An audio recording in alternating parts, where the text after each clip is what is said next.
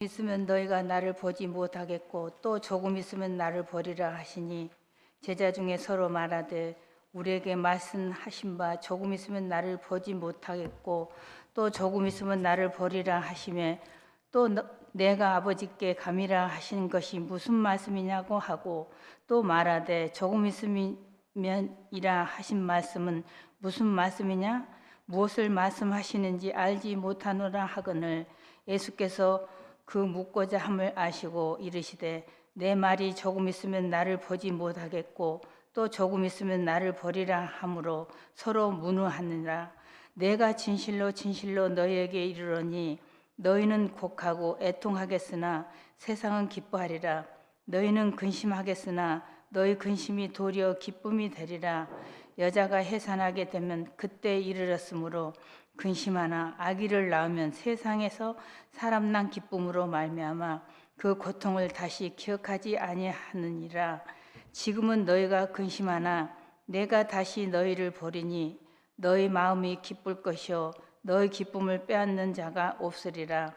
그날에 너희가 아무것도 내게 묻지 아니하리라. 내가 진실로 진실로 너희에게 이르노니 너희가 무엇이든지 아버지께 구하는 것을 내 이름으로 주시리라. 지금까지 너희가 내 이름으로 아무것도 구하지 아니하였으나 구하라. 그리하면 받으리라. 너희 기쁨이 충만하리라. 아멘.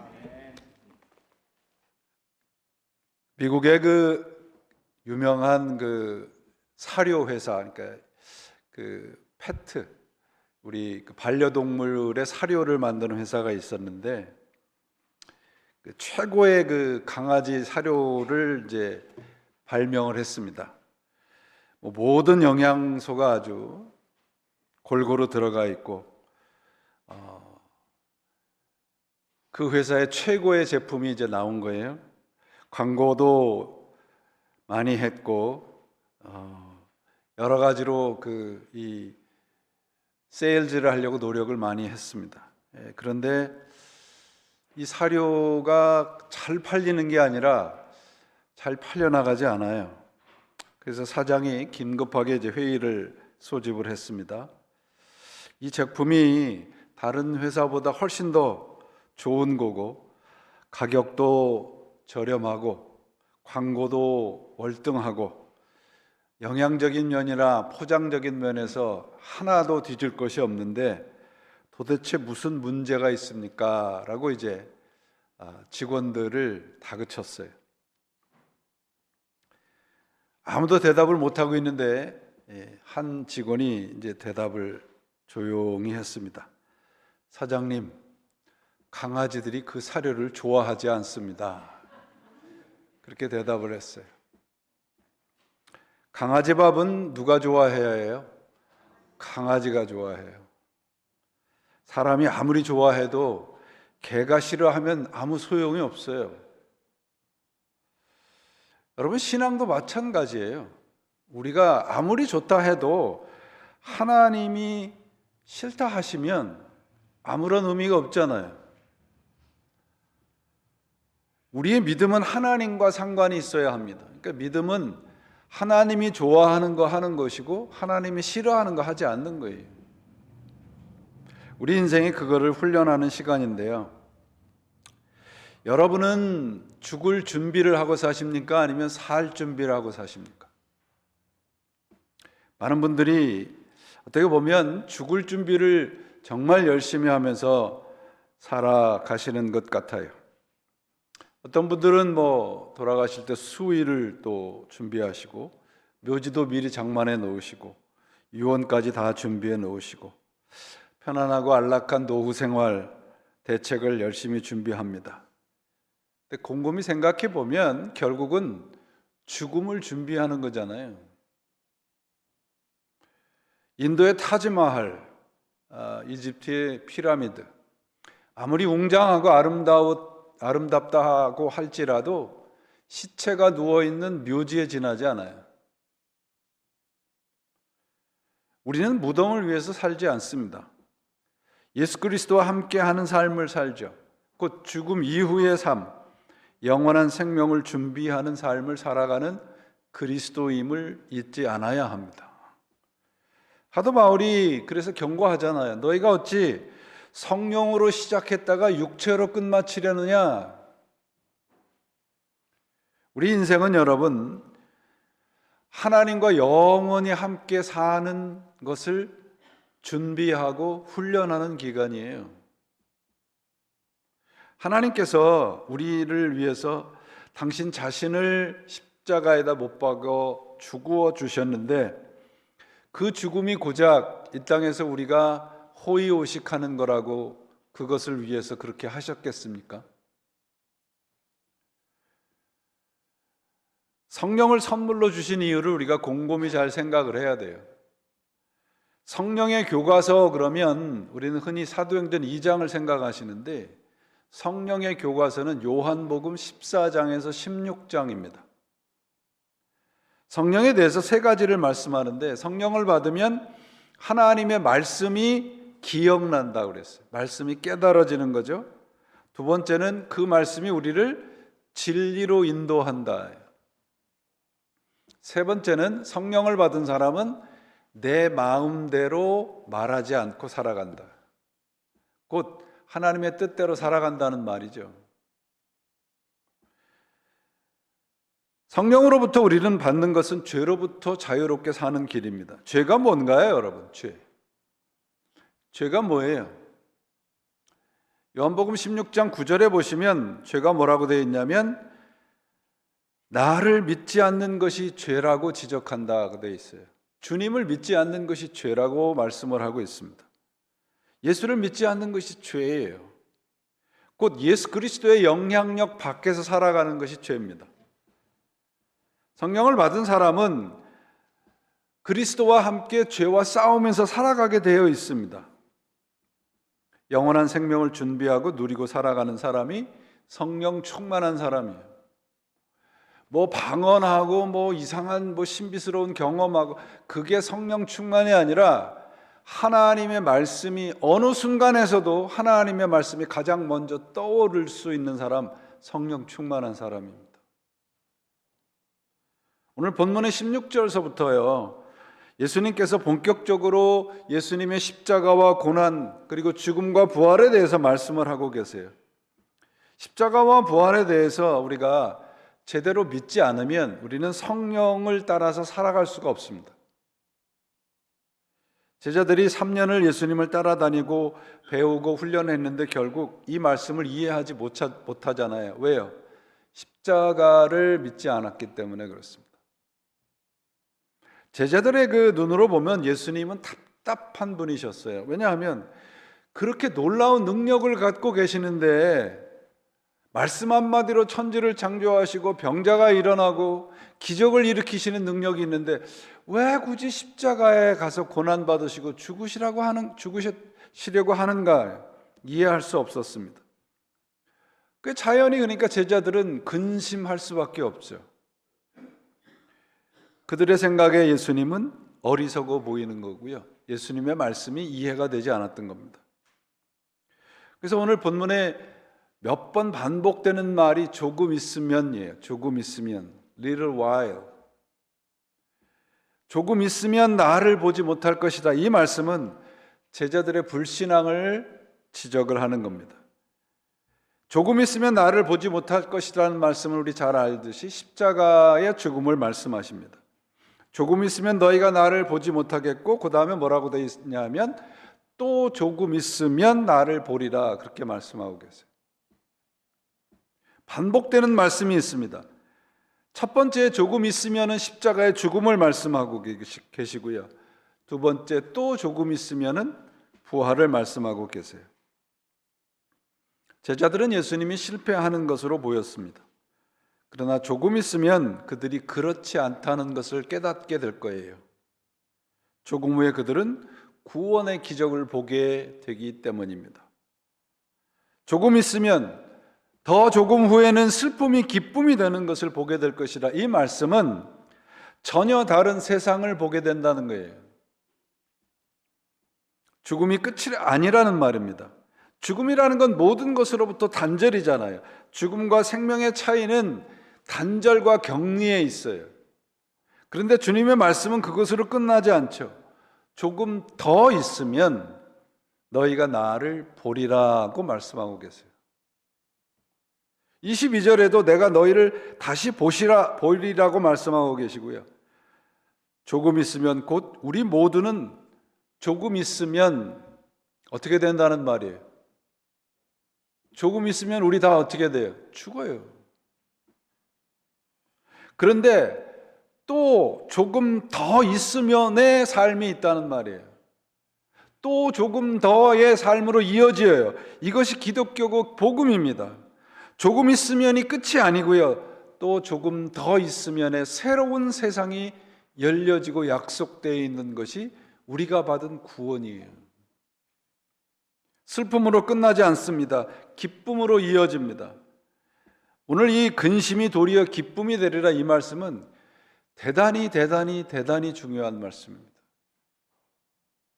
이 말씀의 깊은 뜻은 무슨 말씀이냐면 내가 지금 하고 있는 근심과 슬픔과 어려움과 고난이 뭔가를 통해서 기쁨으로 바뀐다는 말씀이 아니에요.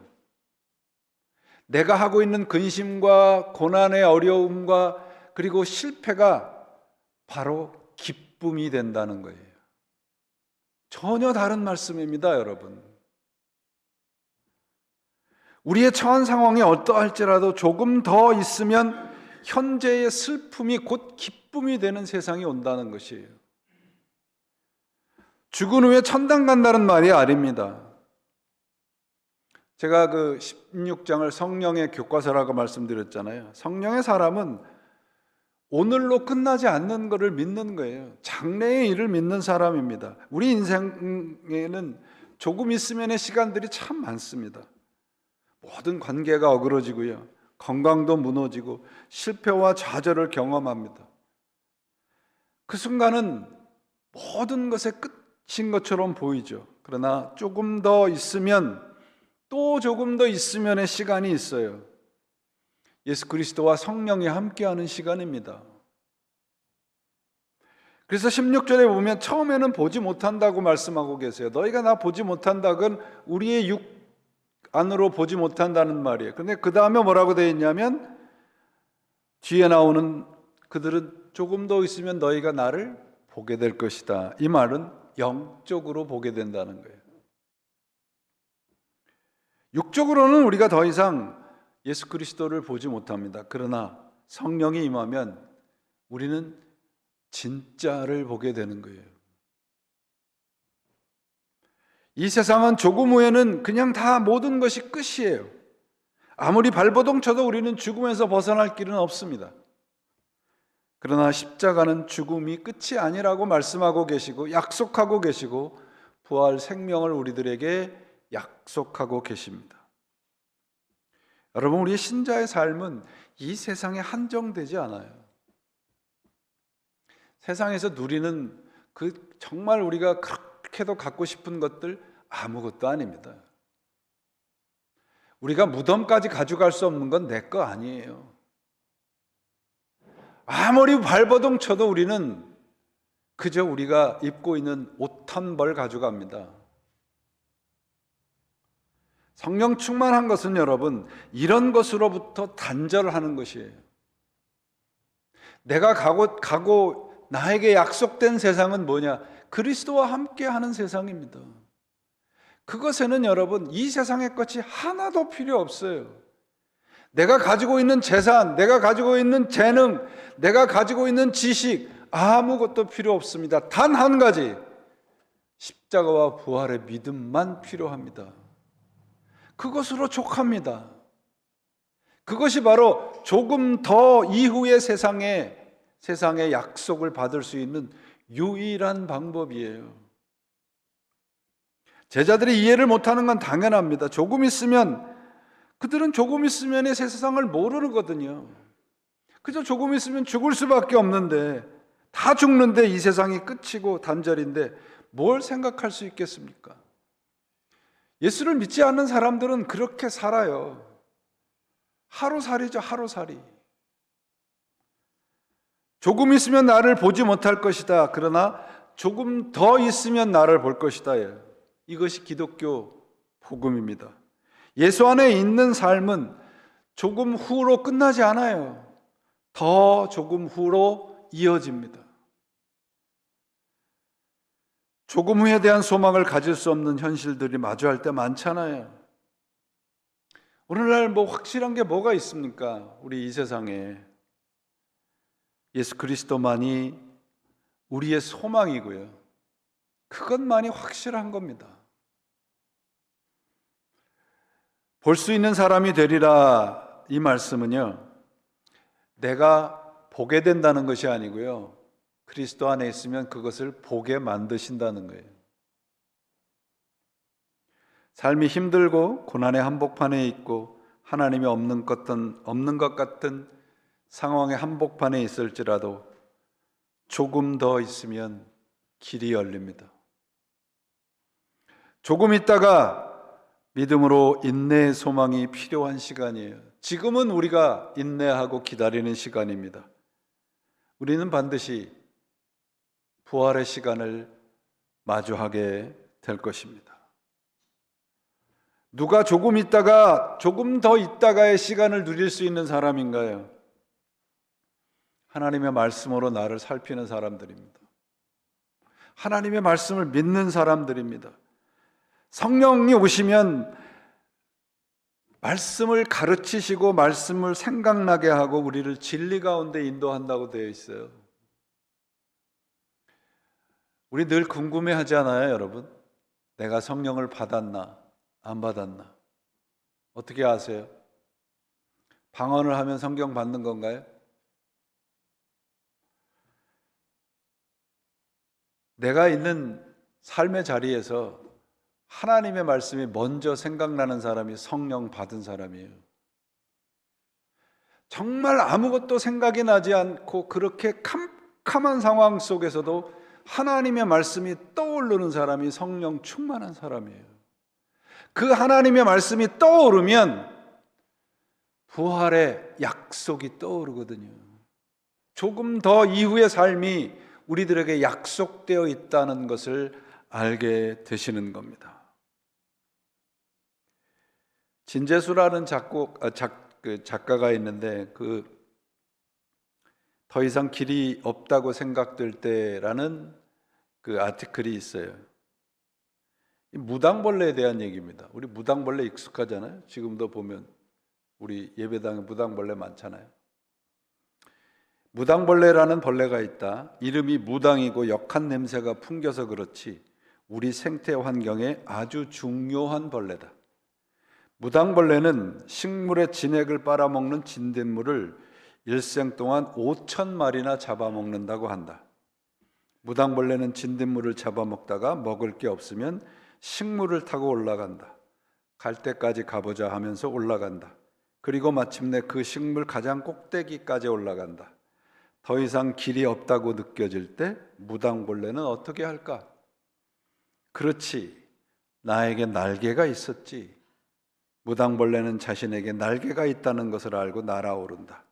그리고 새로운 곳을 향해 날아가는 것이다. 조금 이후의 삶은 우리가 우리의 인생의 끝이라고 생각되는 그 지점입니다. 그 지점에 내가 예수를 믿는 사람이지, 성령님이 나와 함께 계시지라고 하는 것이 떠오르고 믿어지신다면 우리는 날아오를 수 있습니다. 그게 신앙이에요. 인생의 가장 끝자락에서 날 수 있는 사람, 조금 더 있으면 나를 보리라고 하는 이 예수님의 약속을 붙잡는 사람은 날아오를 수 있습니다. 부활의 사람으로 살아갈 수 있습니다. 조금 있으면이 뭐야 라고 그저 현실에 안주하는 사람은 죽음으로 끝납니다. 그런 사람들의 종착지는 무덤이죠. 그러나 조금 더 있으면 예수를 볼 수 있는 사람들이 있습니다. 바로 우리들입니다. 바로 예수를 믿는 사람들입니다. 우리 세상의 대부분의 사람들은 조금 있으면 다 끝이라고 생각을 하죠. 그러나 여러분, 아무것도 보이지도 듣지도 못하고 느끼지도 못하는 순간이 올 때 성령의 사람들은 예수 그리스도의 말씀을 듣게 됩니다. 조금 더의 세상으로 연결이 되는 것이죠. 여러분, 우리는 조금 더의 삶이 있다 그러면 무엇을 하기 원하시나요? 세상에 볼 것도 많다는데 여행이나 시컷하고 살아야지. 어떤 부부는 리타이어 하고선 크루즈를 타고선 평생 세계, 저도 처음 알았어요. 세계 일주를 하는 크루즈가 있다더라고요. 그런 것도 필요하겠죠, 여러분. 그러나 우리는 영혼을 준비하는 사람이잖아요. 우리는 이 땅에서 그리스도를 알게 된 정말로 복받은 사람들입니다. 그 복을 세상의 것과 바꾸지 않으시기 바랍니다. 조금 있으면 끝이 아니라는 말씀이에요, 여러분. 나를 보리라는 말씀은 생명을 누린다라는 말씀이고요. 근심이 변해서 기쁨이 된다는 말씀은 어느 누구도 빼앗을 수 없는 기쁨을 누리게 된다는 것입니다. 조금 이후의 삶은 어떤 삶인가? 오늘 본문 20절입니다. 내가 진실로 진실로 너희에게 이르노니 너희는 곡하고 애통하겠으나 세상은 기뻐하리라. 너희는 근심하겠으나 너희 근심이 도리어 기쁨이 되리라. 여기서 말하는 기쁨이라는 것은 여러분, 슬픔을 극복한 것이 아니고요, 그 슬픔이 기쁨이라는 거예요. 십자가는 실패처럼 보이잖아요. 그러나 부활이 그걸 완전히 뒤덮는 것처럼 조금 이후의 삶은 모든 것으로부터의 역전입니다. 반전입니다. 우리 그리스도인들의 인생이 그저 예수 잘 믿으면 병도 안 걸리고 행복과 기쁨만 있는 그런 삶이 아니잖아요. 신자는 슬픔을 없게 해주고 기쁨만 주는 것이 아니고요, 내가 지금 당하고 있는 어려움과 고난과 실패가 곧 기쁨이 되는 세상이 옵니다. 그것을 믿는 사람들이 그리스도인들이에요. 우리는 늘 불행이나 어려움이 아닌 행복과 형통과 성공을 달라고 합니다. 그런데 오늘 내가 짊어지고 살아가는 인생의 짐이 곧 영원한 생명의 짐이 된다는 것을 잊지 않으시기를 바랍니다. 우리의 삶은 여기서 끝나지 않아요. 너의 근심이 변하여 기쁨이 되리라. 23절, 그날에는 이렇게 시작을 하죠. 그날이 언제인가요? 언제 우리의 슬픔이 변해서 우리의 근심이 변해서 기쁨이 돼요? 그날이 언제예요? 성령을 받는 날이에요. 아까도 말씀드렸잖아요. 요한복음 14장, 15장, 16장은 성령에 대한 말씀이에요. 성령을 받게 되면 그렇게 된다는 것입니다. 성령을 받게 되면, 성령으로 거듭나게 되면 우리의 시선이 바뀌는 거예요. 걱정과 슬픔과 기쁨과 행복에 대한 시선이 바뀌는 것입니다. 예수를 믿어도 어려움도 있고 걱정도 근심도 있지만 그것을 통해서 하나님은 새로운 세상을 열어주신다는 것을 약속하고 있기 때문에 그렇습니다. 시편 16편 11절에 보시면 주께서 생명의 길로 내게 보이시리니 주의 앞에는 기쁨이 충만하고 주의 우편에는 영원한 즐거움이 있나이다. 우리가 아무리 예수를 잘 믿어도 우리의 삶의 환경과 조건이 좋아지지 않아요. 병들고 가난해지고 전쟁도 있습니다. 그러나 그런 외적인 환경과 상관없는 기쁨이 있습니다. 상관없는 복이 있어요.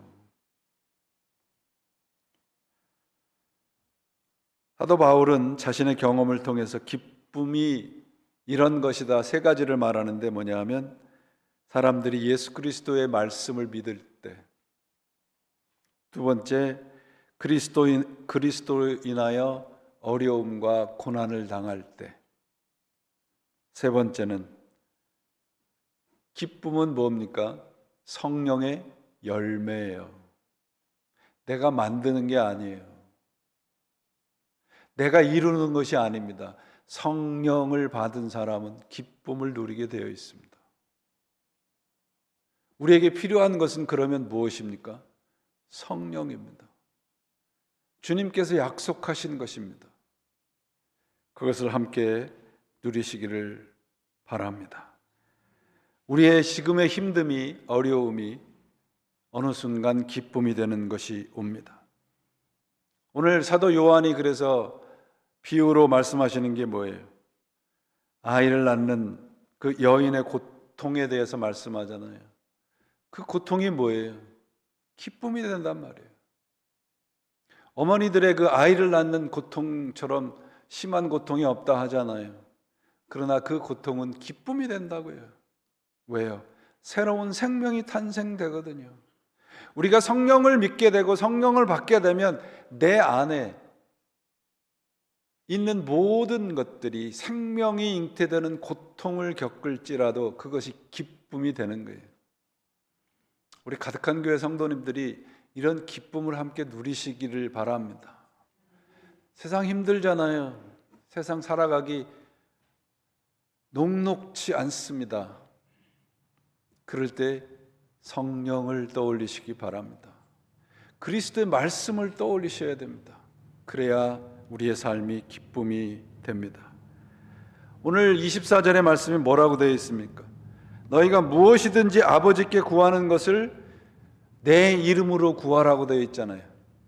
그러면서 그 구하면 너희가 받으리라고 되어 있는데 우리가 구하고 받는 것이 뭐라고 되어 있습니까? 너희 기쁨이 충만하리라. 로또가 맞는 게 아니란 말이에요, 여러분. 우리가 하나 예수 그리스도의 이름으로 기도할 때 우리가 받는 것은 하늘의 기쁨이라고 해요. 이 기쁨을 놓치지 않으시기를 바랍니다. 구하십시오. 기도하십시오. 우리가 왜 구하고 기도합니까? 우리 힘으로 안 되거든요. 그러면 어느 순간 내 안에서 기쁨이 충만하게 될 것입니다. 예수님 우리에게 기쁨을 주시고요. 우리들은 예수님이 주신 것으로 인하여 기뻐하지 않고 예수님을 기뻐한다는 것 잊지 않으시기를 바랍니다. 무당벌레에 대한 얘기를 하나 더 할까요? 여러분 왜 여기에 무당벌레들이 여기서 이렇게 자꾸 죽어나갈까요? 네? 요 틈 사이에다가 이런 데다가 이렇게 알을 낳거든요. 근데 무당벌레들은 실제로 산불이 나거나 이 산에 폐허가 되면 거기로 들어가서 알을 낳는데요. 이유는 한 가지입니다. 천적이 없거든요. 여기 알을 낳는 이유가 있어요. 천적이 없어요. 펭귄도 마찬가지입니다, 여러분. 펭귄이 왜 그렇게 혹독하게 추운 남극으로 가서 새끼를 낳을까요? 천적이 없거든요. 우리가 살아가는 곳이 산불로 폐허가 된 곳일 수도 있고요. 혹독한 추위가 닥친 남극과도 같을 수가 있습니다. 그러나 무당벌레와 펭귄, 어미보다 더 큰 사랑이 있어요. 하나님의 사랑이 그 속에 있단 말이죠. 그래서 우리는 기뻐할 수 있습니다, 여러분. 무당벌레가 폐허가 된 곳에 알을 낳듯이 펭귄이 그 혹독한 추위 속에 새끼를 집어넣었듯이 하나님이 이 세상에 우리를 집어넣으셨지만 하나님의 사랑이 함께 하신단 말이죠. 그 사랑을 다른 곳과 바꾸지 않으시기를 바랍니다. 사랑하는 교우 여러분, 우리의 삶이 캄캄한 어려움 속에 있을지라도 그리스도를 떠올리시기를 바랍니다. 더 조금 후에 삶을 약속하신 그 그리스도를 항상 품에 안으시고 살아가시기를 바랍니다. 기쁨이 뭔가요? 기쁨은 희열이 아니에요. 기쁨은 하나님과 연결된 상태입니다. 죄는 하나님과 단절된 상태를 말하고 있지 않습니까? 지금은 아닌 것 같아요. 그러나 조금 더 있으면 하나님께서 우리들에게 약속하신 기쁨이 우리 안에 충만하게 될 것을 믿습니다. 우리에게는 오늘로 끝나지 않습니다. 조금 더의 삶이 있다는 것 기억하시고, 세상적인 것들은 결코 이 삶을 방해하거나 장애가 되게 하지 못할 것입니다. 왜냐하면 우리를 붙들고 계시는 분이 성령님이기 때문에 그렇습니다. 오늘 본문에 어떻게 끝나요? 너의 기쁨을 빼앗을 자가 없을 것이다. 하나님의 약속이 우리들에게 주신, 그리스도인들에게 주신 하나님의 약속입니다. 이 복을 붙잡고 오늘을, 조금 있으면 예수 그리스도를 만날 그 날을 준비하는, 생명의 준비를 하는 여러분 모두가 되시기를 바랍니다. 이 복은 이 세상에 없습니다. 이 복은 하나님의 말씀 안에, 예수 그리스도 안에만 있습니다. 여러분, 지금이 아무것도 보이지 않는 데드엔드와 같으신가요? 그 너머에 조금 더의 삶이 있습니다. 조금 더의 세상이 있다는 것 기억하시기를 바랍니다. 우리는 무덤을 준비하지 않습니다. 우리는 죽음을 준비하지 않는 삶을 살고 있다는 것 잊지 않으시고, 오늘도 예수 그리스도와 함께 영원한 생명을 준비하시는, 또 조금 있으면 어느 누구도 빼앗을 수 없는 영원한 기쁨을 맛보게 될 수 있는 그러한 삶을 살아가시고, 그런 삶을 꼭 붙드셔서 어느 누구도 빼앗을 수 없는 그리스도 안에 있는 기쁨을 누리시고, 우리가 기다리고 있는 부활의 삶이 오늘서부터 시작이 되시기를 예수님의 이름으로 축원을 드립니다. 기도하시겠습니다. 하나님 아버지, 캄캄하여 아무것도 보이지 않을 그런 순간들을 참으로 자주 마주합니다. 주님을 믿고 의지하고 순종하며 사는데도 왜 우리에겐 이렇게 어려움이 있을까요? 그러나 그 어려움으로 우리는 끝나지 않음을 믿습니다. 아니, 믿게 해 주시옵소서. 조금 더 이후의 삶이 있다는 것 언제나 잊지 않고 살아가는 우리 교우님들 모두가 되도록 주께서 함께하여 주시옵소서. 그래서 이 사순절이 끝나면 그 마지막에 부활절이 있음을 언제나 잊지 않고 일상의 삶의 어려움 이겨가는 당신의 자녀로 삼아 영광을 받아 주시옵소서. 예수 그리스도 이름으로 간절히 기도합니다. 아멘.